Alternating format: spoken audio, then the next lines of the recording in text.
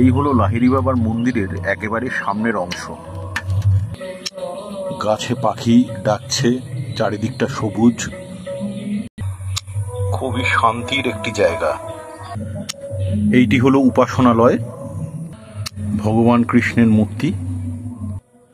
এছাড়াও জায়গাটিতে আরো অনেক মূর্তি রয়েছে এবং ভীষণ সুন্দর বাগান করা। দেখতেই পাচ্ছেন মন্দিরের বাগানটি কত সুন্দর করে সাজানো। মন্দিরের বাইরে আরেকটি মন্দির, জগন্নাথ দেবের রথ। জগন্নাথ দেব এখন এই মাসির বাড়িতে এখানে অধিষ্ঠান করছেন।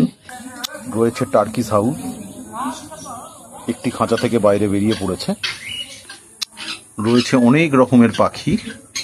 ইসলাম ধর্মাবলম্বীদের জন্য রয়েছে মসজিদ, কিন্তু আজ পর্যন্ত আমি কোনো মসজিদের ভিতর মন্দির দেখতে পাইনি।